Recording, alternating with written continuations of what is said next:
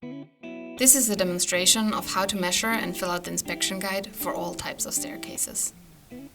In this video, we will demonstrate the inspection in a straight stair, a L-shaped stair, and a U-shaped staircase. For these staircases, some of the measurements are the same, but in the video, we might only demonstrate it in one of the staircases. Remember to use the correct inspection guide for the given staircase type, and always use centimeters and angular degrees when filling out the form. Start with standing at the bottom of the staircase. Cross out on the guide what is the bottom and top of the staircase. This is placed at each end of the staircase drawing. Evaluate what side the railing should be mounted on, viewed from below.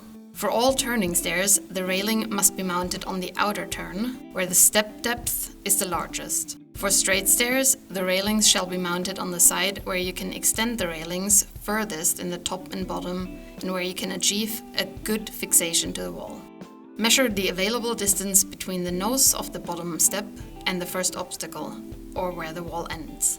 An obstacle can be a door, window, or other object that prevents you from extending the railing system further. In addition to that, fill out the maximum extension for the railing system. It is preferred to extend the railing minimum 30 centimeters in the bottom of the staircase. If the obstacle is not from the ground floor and up, for example a window, then also measure the height from the ground and up to the obstacle and write it on the guide. The railing can either be mounted in front of the obstacle with a backboard or extended into the room with a backboard and a pole. Ask the user if it might be possible to extend the railing and fill out the distance you agree on. Measure and fill in the available width in the bottom and the last step of the staircase. Then measure the length of the staircase along the steps and the wall. Start at the first step from the bottom. For straight stairs, you only need to measure the length from the first step in the bottom to the last step on the top. For turning staircases, you need to measure each straight length. First, you measure from the first step in the bottom and up to the corner of the turn. For staircases with 2 turns, you measure along the staircase between the corners on each turn. And then from the corner in the turn and up to the last step. All measurements shall be done in metric units, centimeters. While measuring the length of the staircase, check if there are any obstacles on the walls that can be in conflict with mounting the ASSI-step along and flat on the wall. Obstacles can, for example, be that the wall has different depths, for example listings, moldings, or floor dividers. Or there can be a window or similar obstacles along the staircase. For depth difference, measure the depth and fill in the form. For other obstacles, for example a window, measure the height up to the window and write it down on the guide. Remember to also take good pictures of the obstacle. Stand at the top of the staircase. Fill out the available distance from the nose of the top step to the first obstacle, or where the wall ends. An obstacle can be a door or window that can prevent you from mounting the product. If the obstacle is not from the floor and up, for example a window, then also measure the height from the ground and up to the obstacle and write that down on the guide next to the other measurements. It is preferred to extend the railing minimum 50 centimeters after the last step in the top. The railing can either be mounted in front of an obstacle with a backboard or by extending with a backboard and a pole that is connected to either the floor or the stair stringer. Ask the user if it might be possible to extend the railing, show example images, and fill out the distance you agree on. Measure and fill in the available width in the top and at the last step of the staircase. For staircases with 2 turns, you must also measure the width of the staircase between the turns. Measure the width on the step in the center between the curves and fill it out on the form. Now measure the angles throughout the staircase. Always use the recommended digital level tool and set it to measure in degrees. For straight stairs, the stair usually has the same angle throughout the whole staircase. Place the digital level tool approximately 10 centimeters out from the wall and between the 2 steps and fill in the angle in the guide.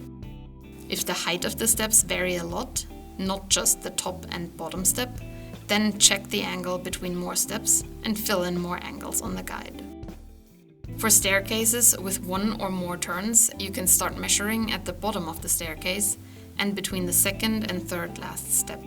Remember to place the tool approximately 10 centimeters out from the wall. If there are more than 4 steps between the bottom and the turn, you should also measure the angle on the step placed in the center between the bottom and the turn. Then continue towards the turn and measure the step before the turn, in the turn, and after the turn. Fill in all 3 angles throughout the stair curve. When measuring in the curve, the level tool must be placed in the similar direction and distance from the wall as the railing will come to measure the correct angle. For staircases with 2 turns, you must measure the angle between the turns as well.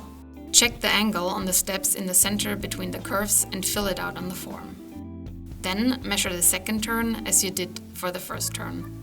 Measure the angle throughout the whole curve and remember to place the level tool correctly and similar to where the curved railing will be.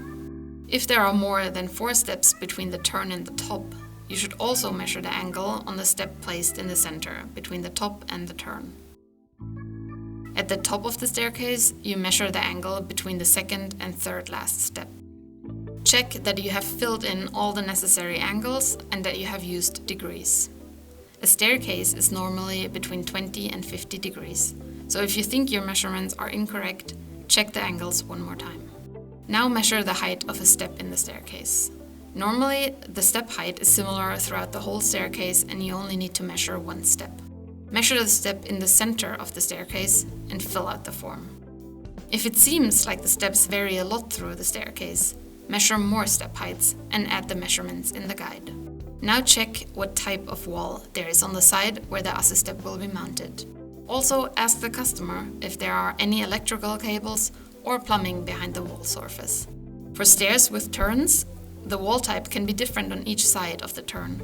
Therefore, check all the walls and write down your findings.